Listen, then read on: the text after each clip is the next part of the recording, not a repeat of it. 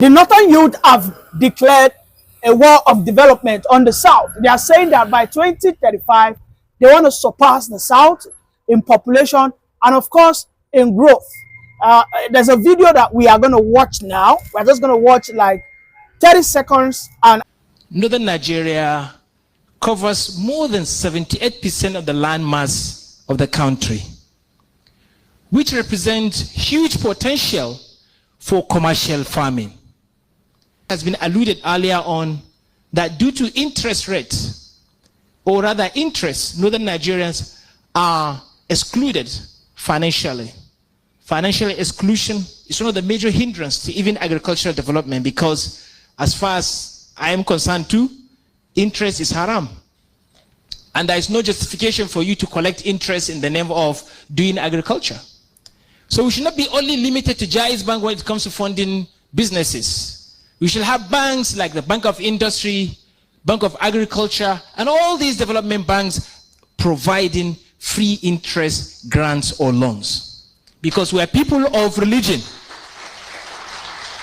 And if there is no religious inclusivity in our policies, in our system, in our agencies, then Nigeria, Northern Nigeria, will always be left behind.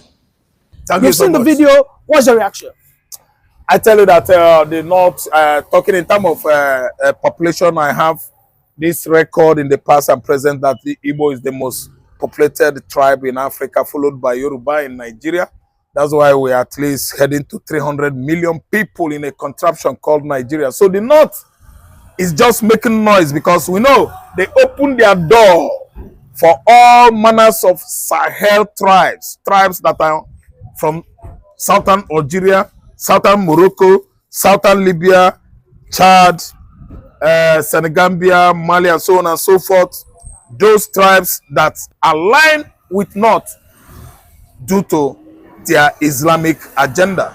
And you can see it going on and on until Tinubu become Nigerian government and turn his back. I still insist that he turned his back on North. The benefit the North was getting in the past or from the past administration is no longer availing presently. That's why you see the North running their mouth. What is this man saying? Who does he think he is? He's nothing but a poorly educated Northern youth who thinks that he knows. He does not know anything. North has been dominating political leadership of Nigeria for over how many years? 49 years. Since 1970s, after the independence, after the Nigerian Biafran Civil War, of course, you see only Hausa, North. On the political leadership of the country, they are the pilots. They are the pioneers. And today, just because Tinubu became Nigerian president last year, all the antecedents, all the shortcomings, all the madnesses of the northern region become what? Too revealing and outstanding. And you can see how the quarreling is going on. A man is telling us about Nigeria, about the southern development, and what about North? You hold most of the public offices in Nigeria since 1960 till date. You never developed the North. You've never helped the youth of that region. You turn your back on them, and you are still making noise that Southerners are doing this. Southerners are busy training their children in the school. The North are busy opening Quran to their children, taking them to where? A mosque. Instead of universities, to get Western education, these people turn their back on Western education, advertising Boko Haram. That is, Western civilization is evil. That is the meaning. You turn your back on Western civilization and the education. You are still crying out that you lack development and the education. You are the one that caused your problem.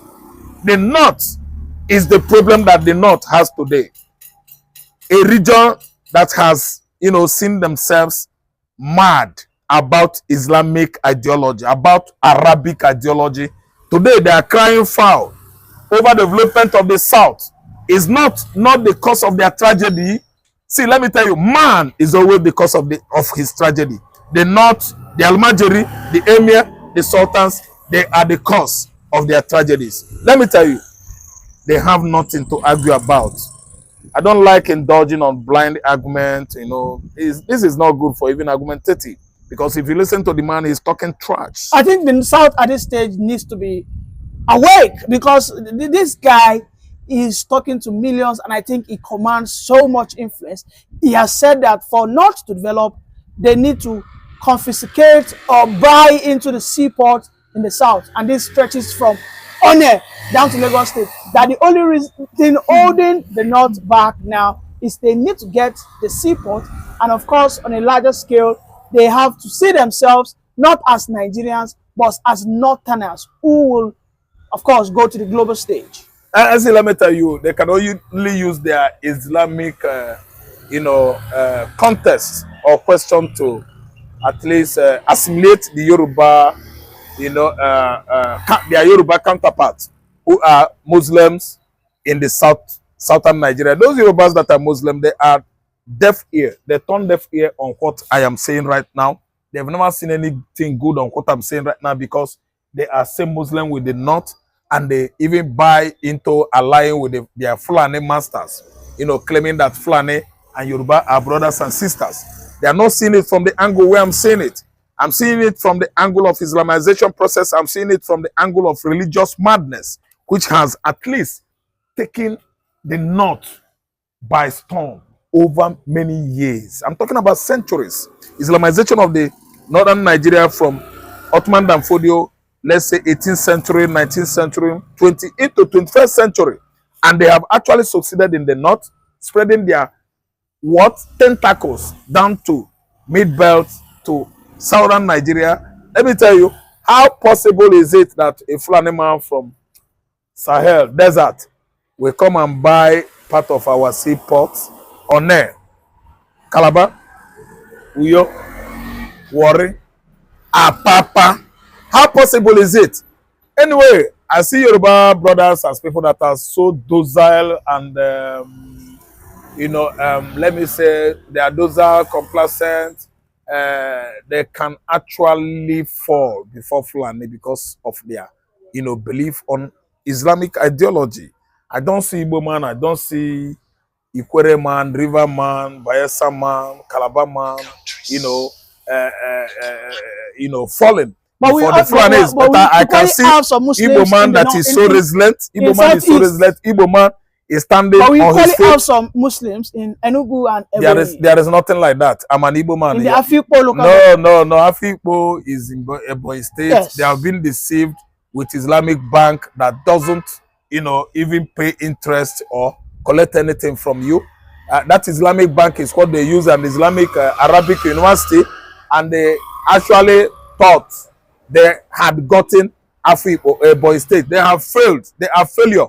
When things become normal in the southeastern Nigeria, I tell you that actually Fulani will see or understand they have failed out, that they are failure in the southeastern hemisphere of this country. We will never buy into Islamic ideology. It is not in our blood, neither it is in our DNA. We are all Christians, and Christianity is what Igbo man represents right from the onset. So what I'm trying to say is that you people become those out here. They are trying to come to Southwest and what?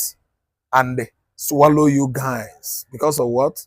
You are in Christianity, you are in Islam, which is too bad. Igbo man stands with Judaism. From Judaism, it is translated into Christianity. And we are here today to tell you that Fulani can never do anything. See, let everybody wake up. Yoruba should wake up. Allow these people to go. You are not the same with them. Yoruba man is mild. You can stay with him. Though we know where you are getting it wrong, but you are not extreme. Yes, you are not extreme. Fulani man is too extreme. They are leftists. These are people that are practicing Islam the way the Saudis, Saudi Arabians did not teach the whole world. They are the people that are practicing Islam the way Muhammad himself, the Prophet, did not teach the whole world that way. These people are aggressive. They are barbaric. These people are archaic. They drag you backward. See, let me tell you, Yoruba should raise it up that it is time to stand on their foot, because why? Igbo man has gone. Igbo man has declared Biafra in the faraway land of Finland, Scandinavia, Europe. and no going back. So, Mr. Rob, When we are well prepared in Igbo land, nobody from Sahel Africa will try it. Mr. Rob, These people are from Sahel Africa. They are not Negroid as you are. We are Negroid in nature with Yoruba, but Yoruba is at least always standing with the North. And that is why they are talking with authority. Look at that midget, the way he's shouting. He is a midget, shouting at the government of the day, shouting at the Yoruba president, a midget, a riffraff. Listen, by the time he tries it with Igbos, he is a professor. You are actually, calling him a midget. he is a midget, professor for nothing, a barbaric professor, a professor that embraces atheism, a professor that has not known anything about revival or rebirth in learning, Renaissance. When Europe was in the Middle Ages, is no professor. He is but nothing, a Dubai professor, the like of Charles Soludo of Anambra State. Those professors are unproductive. Nothing comes out from their thinking or brain. Those ones, do you call them professor because they bag it? Do you know how they got it? They research in the library and stole somebody's work. They project it, and the markers, award givers, those that give them such incentives, are blind. What kind of professor are you telling me that does not know that the problem of the North is caused by the northern elites? That the problem of the North is because of religious bigots? What are you telling me? Those are blind professors from northern Nigeria. Look at the way he's shouting and yelling.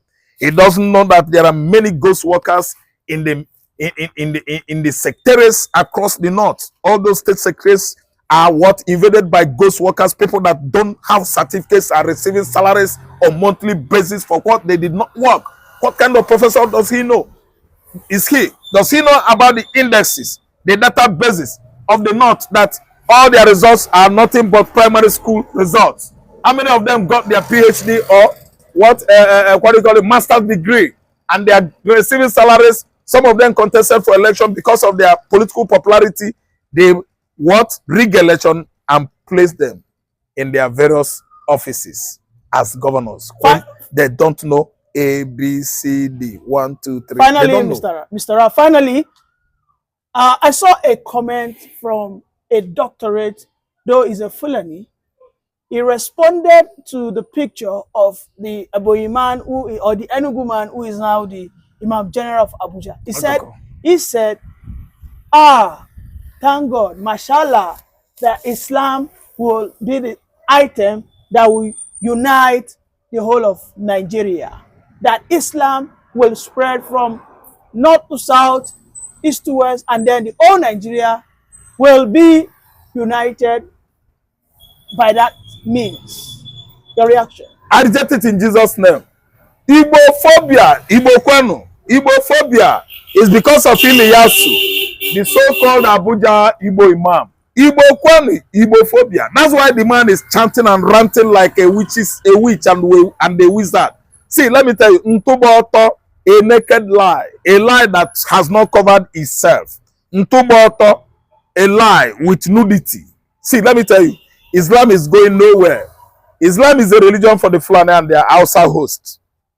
The Fulani guests of the Hausas, they are the one that introduced that kind of villainous, vile religion, barbaric religion to the North. And it has to be in the North. North is ISIS, stricken, ICC, ISIS, Boko Haram, Al-Qaeda stricken North. For how many years now? You have ISWAP, Islamic of ISIS, that is IS, one Islamic State of West African Province. That's what it means, ISWAP.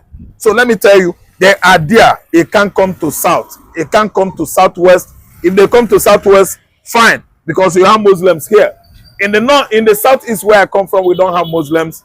We are all Judaists in the past until Christianity, Christ-like ideology come. And we begin to live a life of Christ-like. We begin to live a life of Jesus Christ. There's nothing ever that will bring Islam to southeastern Nigeria. Mr. Professor, it's like you're asleep. Biafra has been declared on the 29th November last year in the faraway country of Finland, a Scandinavia, Nordic country in Europe. For your information, you have failed. You are a failure. Islam is not coming to the down to Atlantic Ocean. Go and develop your dry pot in the north, where you will be importing all manner of your religious articles from Saudi Arabia, Iran, and so on and so forth. It can work here. It cannot work here. Thank you very much. It can work in the southern Nigeria. It cannot work in the southeastern Nigeria. Thank you very much. Let's watch the conclusive part of the video together. Thank you. Thank you. 5 countries, which means northern Nigeria is more populous than some 25 countries in the world. Northern Nigeria contributes more than 70% of Nigeria's grains, millet, rice, maize, sorghum. More than 70% of Nigeria's grains are produced in northern Nigeria, which makes the northern Nigeria the agricultural hub for the country. And more than 90% of Nigeria's livestock are produced in the north, with vast stretches of arable land. Northern Nigeria covers more than 78% of the land mass of the country, which represents huge potential for commercial farming. Northern Nigeria has huge solid mineral deposits ranging from gold, limestone, uranium, tin, oil, gas, columbite, and so many other solid mineral resources. Unfortunately, this region, despite the vast potential, is still ravaged by poverty, with more than 60% of the people living in the north live below the poverty line. And this contributed to making Nigeria the 5th country in poverty count. More than 80% of the counted 20 million children out of school are from northern Nigeria. Northern Nigeria ravaged by insecurity. In just 1 year, from 2023 to 2024, more than 600 people were killed. If you remember the massacre, the killings in Rwanda, there were just 800,000 people. But in 1 year in Nigeria, more than 600,000 people were killed, most of them from northern Nigeria.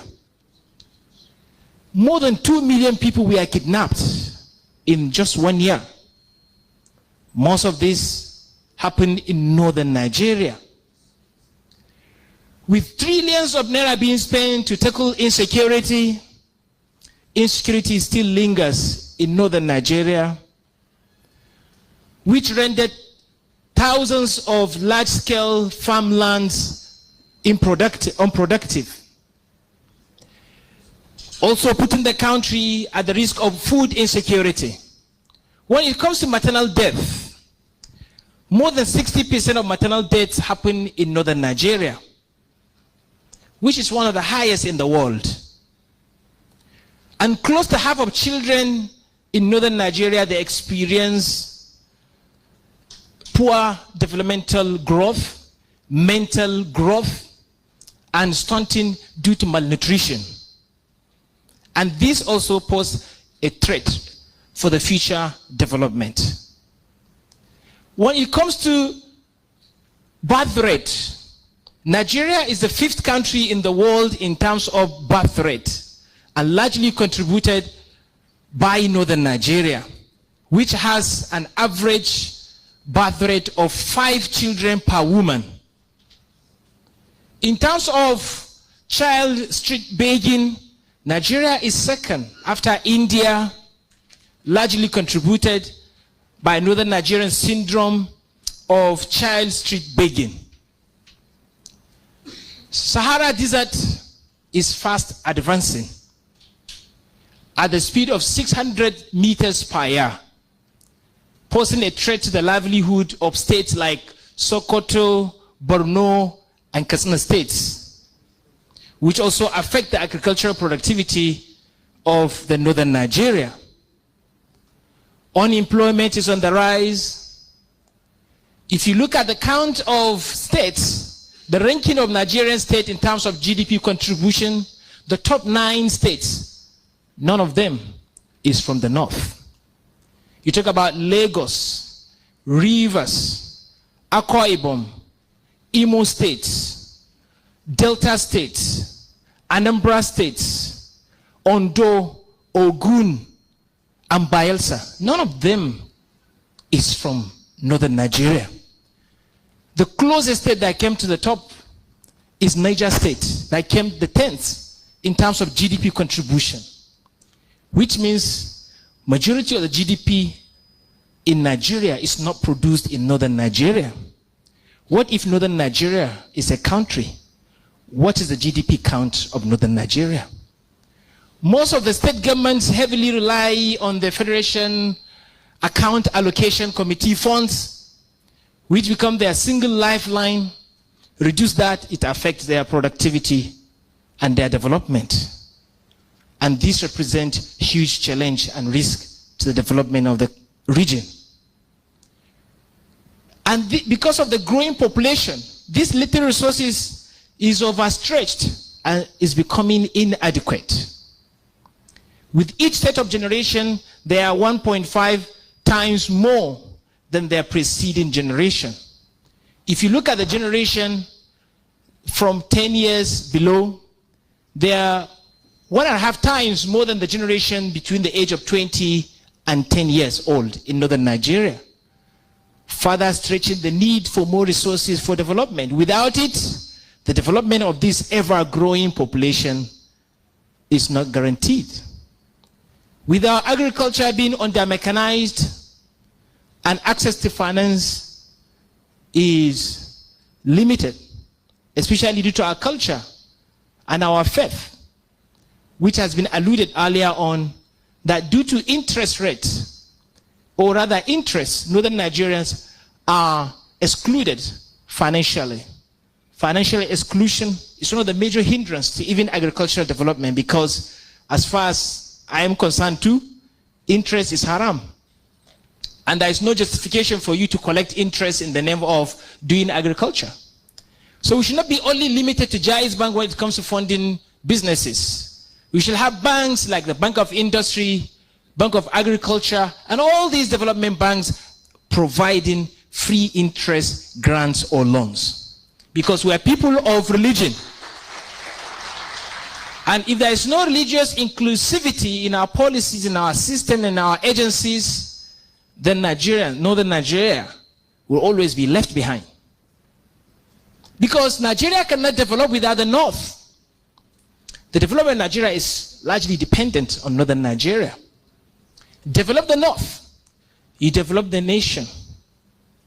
And anything that affects it, affects the entire country.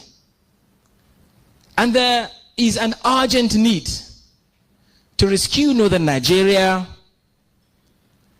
And to do that, we need to start the journey of rapid development. And this journey, I believe, starts here today, in this venue, and with these people. Because it's not about our numbers. It's not about our conviction. It's about our passion. It's about our actions. And what I like about these agendas is that it encompasses all aspects of development. And it represents the need to have a unanimous development agenda in northern Nigeria. Development in northern Nigeria must be unanimous and must be concurrent. One state cannot be pushing for development and the other is not. We must unanimously agree on one course and together drive toward that. It's a single journey, it's a single destination, it's a single bus with passengers all in that one bus. And that's why I believe in these goals that is called Northern Nigeria Development goals, because they can serve as a uniting point for us to begin this journey of transforming the northern Nigeria. Because I always want to believe we are the ones that northern Nigeria have been waiting for. Northern Nigeria has been singing praises and appreciating people like Sardauna, but who are the next set of Sardaunas? You should tell yourself, you are the ones that the northern Nigeria has been waiting for. Sometimes it's not about the leaders. It's not about the political leaders. It's not about election. It's not about changing leaders. It's not about having a northerner as a president, but it's about the people of the region. You rise and be and represent yourself and take action to salvage all these problems we talk about. I'm not underemphasizing the importance of leadership, but political leadership is key to every development. But also, the people of the region must do their part. And likewise, that's why I say today I'm very thrilled and happy that we are all united here under these 7 goals of inclusive economic growth, quality education, women and youth development, governance and security, health and social well-being, resilience to environmental challenges, and regional partnership and collaboration. Northern Nigeria will never grow without regional partnership among the states, moving on the single agenda, uniting and linking the economic chains of the region. That's the only way Northern Nigeria could grow. But all these development goals, they are also subjected to certain conditions. And I want to appreciate Dr. Murtala Adogi and his team for coming up with these very beautiful goals. Not only set the goals, but also set the success factors that must be achieved first before you achieve these goals. He also has come up with targets that we must achieve this target in the next 20 years. Because in the next 20 years, Northern Nigeria population will be 260 million people, more than the current population of the country. And then what's the plan for the future? The future will not easily come. You have to create it. And these goals represent the image, the map for the future. These conditions that we must have in Northern Nigeria, number 1 is security. No development. The foundation of every development is security. So it's our number 1 priority. Number 2 is our mindset. The Northern Nigeria must rise and stop thinking they are Northern Nigeria, or they are even Nigeria or Africa. They have to start thinking they are global. Looking at the global trends, opportunities, and globalization, and fitting into the global world. You also have to change the mindset that dismiss any development potential in the country and say, oh, that kind of high level of development cannot happen in Nigeria. When we see countries that have developed, advanced, we say, oh, this development can only happen in those countries. It cannot happen in Nigeria. This mindset has stopped us from development because we don't believe development is possible in Northern Nigeria, not even in Nigeria. We have to change this mindset. People with this same mindset sometimes might be elected to political positions and they act based on this mindset. Recently, I was studying a research and I found out that there's not any region or country can progress without a seaport. And I was wondering, and I furthered my research. And I saw the reasons. And if Northern Nigeria has to develop, they must have a seaport. Everything you import from via the sea must land in Lagos. That's why Lagos is one of the most thriving states, sometimes richer than perhaps most part of Northern Nigeria. And it becomes more expensive to even import things into Northern Nigeria because we don't have access to seaports. Also, foreign direct investment. We've been talking about agriculture. Even the oil sector that we are proud of, oil sector didn't become the oil sector today if not because of the foreign direct investment. So also agriculture. Agriculture is not contributing significantly to the foreign exchange earning of the country. Why? Because we don't have foreign direct investment. So we need to have white people, foreigners, or even Africans coming into Nigeria and invest in agriculture, make it modern and mechanized. I know that we can still have the pride and say we can do it. Yes, we can do it. But on top of that, we need to attract investors to come and invest in agriculture. We also have to change the mindset of our rich people, our investors.